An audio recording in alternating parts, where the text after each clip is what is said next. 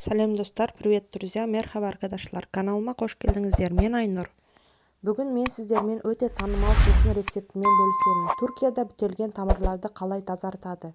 Жүрек, бүйрек, ми, аяқтарыңызда бітелген тамырлар болса, бұл сусын бітелген қан тамырларды керемет ашады.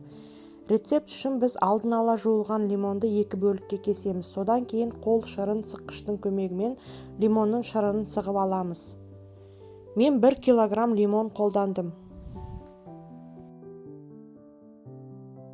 Лимон қан тамырларының қабырғаларын нәрлендіреді. Соның арқасында олардың құрылымын, серпімділігін және тонусын сақтауға көмектеседі. Лимон құрамындағы заттар қан тамырларындағы холестеринді бляшкалар мен қан ұйғыштарының пайда болуына жол бермейді.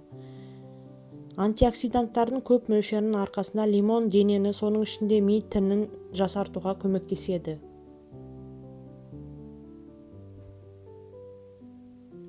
Лимон су-тұз алмасуында жақсы әсер етеді.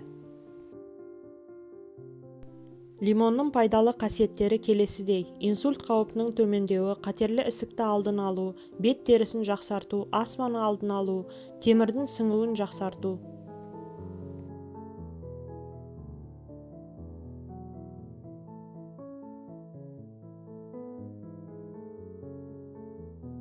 Енді сарымсақты тазалаңыз. 800 мг лимон шырынына шамамен 15 дана сарымсақ.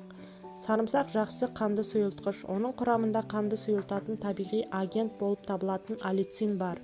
Сарымсақты пайдалану адамның жүрек және қан тамырлары ауруларының алдын алу болып табылады. Сонымен қатар бұл көкөніс ми ісік жасушаларын өлтіруге қабілетті. Сарымсақты майда үккіште үгіту керек. Лимон сарымсақ сусыны ішекте болатын хеликобактер пироли микробын бейтараптандыруға көмектеседі.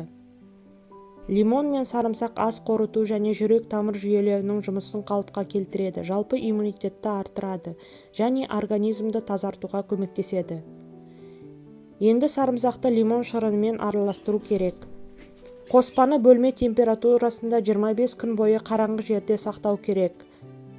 25 күн бойы лимон сарымсақ сусынын 1 күннен кейін шайқаңыз. 25 күннен кейін лимон шырынында сарымсақ ерігенін көресіз.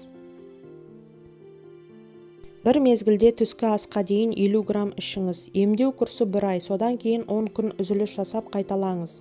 Бұл аурулары бар адамдарға тұнбаны қолдануға болмайды. Цитрус жемістеріне аллергиясы бар, асқазан және 12 елі ішек жарасы, гастрит, геморрой, бүйрек және бауыр аурулары, эпилепсия, жүктілік кезінде әйелдерге сарымсақты қолдануға ұсынылмайды.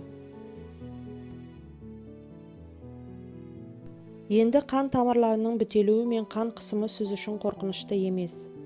30 жастан кейін сарымсақ пен лимон шырынымен емдеуді жиі жасау керек. Тұнбаны күн сайын бір уақытта қабылдау керек. Бұл қоспаға ешқашан ештеңе қоспаңыз. Тұз, қант, тәттілегіштер және тағы басқа.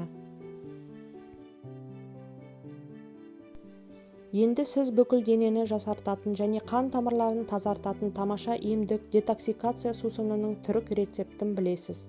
Жарық түспесін деп орамалмен орап шкафта сақтаймын. Ішпес бұрын банканы шайқауды ұмытпаңыз.